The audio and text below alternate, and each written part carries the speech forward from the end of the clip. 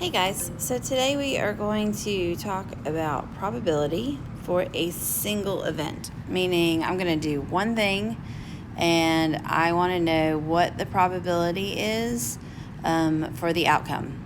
And so the experiment is going to be an investigation or some procedure that has results that I can see. So an example would be to roll a dice. So rolling a die or picking a card would be another one.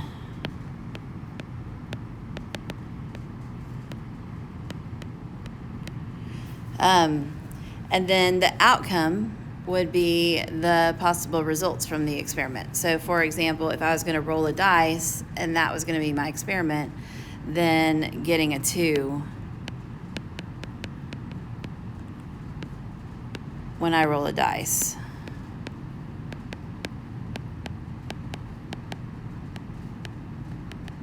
And a single dice is a die, by the way. So when I roll one die, if I get a 2, that would be my outcome. A sample space would be the set of all possible outcomes. So you talked about the universal set. This would be like the set of all the possible outcomes you could have if you roll one time. So if I was going to roll a die, my outcomes could be a 1, a 2, a 3, a 4, a 5, or a 6. Right? If I was going to pick a card, I could pick a 1 of clubs, a 2 of clubs, a 3 of diamonds, a jack of spades, whatever. So it's whatever you could possibly get if you did that experiment. So some examples would be give the sample space and the number of outcomes for each experiment. So if I choose a letter from the alphabet and I choose a vowel, right? So what are my choices? Well, to choose a vowel, that means I would have to choose an A, an E, an I, a O, or a U. All right, we're not going to count Y. So that would give me 5 possible outcomes, right? Or to choose a day of the week would be to choose Monday, Tuesday, Wednesday, Thursday, Friday, Saturday, or Sunday, right? That gives me 7 possible outcomes. So the probability would be the chance of some event occurring, and we use that as P of E. So it's expressed as some sort of a ratio, and we put the favorable number on top, and that's like the outcome that you want over the total possible outcomes you could have. So the ratio, you can write it as a fraction. Or you could turn it into a decimal, which would be dividing, right? The top number divided by the bottom number. And then, or you can write it as a percent, which means you take the decimal times 100. Or you move the decimal point over 2 spaces. Either one. If you add up all the probabilities in a sample space, so like, for example, if my sample space was days of the week, if I add up the probability of all of those, each one would be 1 over 7, right? So if I added all those up, I'd get 7 over 7. So my probability should all add up to 1. So a way to see this in kind of math terms would be the probability of some event. So this is the probability of an event, is what that means, right? Is the number of favorable outcomes. So this is the outcome that I want.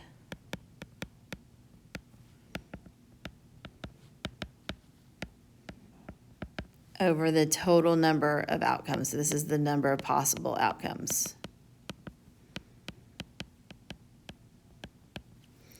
All right, so for example, the probability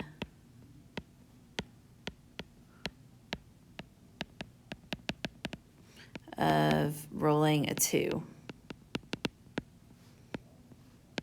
Oops, a 2 when I roll a die.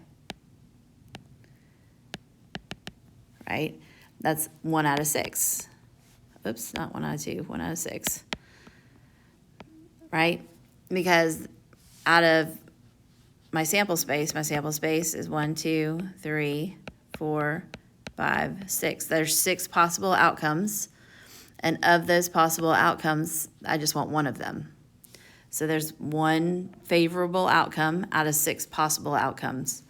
So I would write it as a fraction, would be 1 out of 6. Or if I wrote it as a decimal, I would write it as 0.17. Or if I write that as a percentage, I would write it as 17%. Okay? So there's a few other things in probability. There are what are called mutually exclusive events. So that means that you could have 2 different things that have no effect. So if the question is, what is the probability of rolling a 3 or a 4 on a die? Okay, so rolling a 3 has no effect of whether or not I roll a 4. And so the probability of rolling a 3 is 1 out of 6. The probability of rolling a 4 is also 1 out of 6.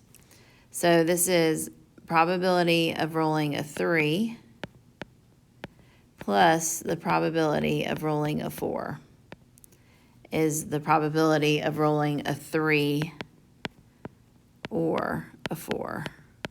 So I just add the 2 together. So 1 over 6 plus 1 over 6 is 2 over 6. And you do have to reduce that fraction. So I have a 1/3 probability of rolling either a 3 or a 4 when I roll a dice. All right. Then what happens if you may have two or more events have at least one outcome in common? So this is like saying, what is the probability that I roll an even number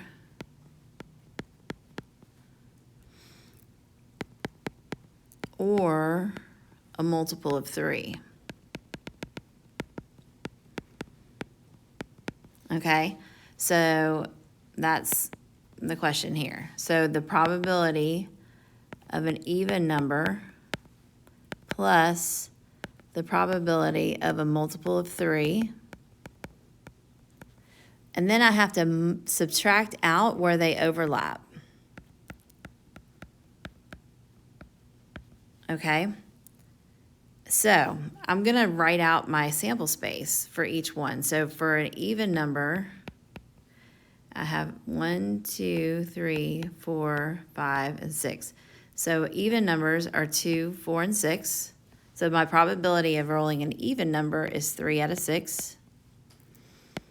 My probability of rolling a multiple of 3, my sample space is 1, 2, 3, 4, 5, 6. The multiples of 3 are 3 and 6. So there's 2 of those. So normally I would add those together, but I've counted this twice. Okay, so I need to subtract out one of those. So that's my overlap. So I'm going to have to subtract out one of those rolls. So when I do that, now I have 3 plus 2, which is 5, minus 1, which is 4. So I get 4 out of 6. And when I simplify that fraction, it gives me 2 over 3. So that's what happens when you have overlapping events, when you have something that you've counted twice in your probability. So I counted the same number here as I counted here. And you can only count it once because you can only roll a 6 one time. All right, so some examples. It's asking, are these mutually exclusive or overlapping? So rolling a 1 or a 2, that has no effect. There's no overlap between a 1 and a 2. So those would be exclusive. rolling an even number, right? So a 2, 4, 6 on a standard die would be even. A prime number on a standard die, so the prime numbers are 2, 3, and 5. So you see how we have 2 written twice? So that is an overlap. In a standard deck of cards, drawing a red king or a black king, they have nothing in common, so those are exclusive. Okay, so list the sample space of rolling one die. So if I have one die and I'm going to roll it, my possibilities are 1, 2, 3, 4, 5, or 6. So a standard die is rolled. Find the probability of rolling an even number. So if I'm not sure, I'm going to write out my sample space, right? And then how many of those are even? Well, I have this one, and this one. So there are 3 even numbers out of the 6 that I could possibly roll. And I'm going to reduce that, so 1/2. All right, so then we're going to do, what's the probability of getting a number that's odd and less than 4? So I'm going to write out my sample space. How many numbers are odd and less than 4? So I'm only looking at these numbers, and I have these 2 that are odd. So 2 out of 6 are odd and less than 4. So that gives me a 1 out of 3 probability. All right, now a number greater than 4 or less than 2. So that goes back to what we were doing before. You're looking for the word or, okay? And so if I do that, that means I'm going to look at 2 different things. So I'm going to say, oh, well, really, you can't have greater than 4 or less than 2. Oh, yeah, you can. Okay, sorry. Greater than 4. So 1, 2, 3, 4, 5, 6. I'm going to do this twice because I have an or. So greater than 4 are just 2 things. So that is 2 out of 6. Or less than 2, that's just this. That's just a 1. So plus 1 over 6. Now, in this case, we would subtract out the overlap, but there's no overlap. So we could write minus 0 over 6, but we don't really have to.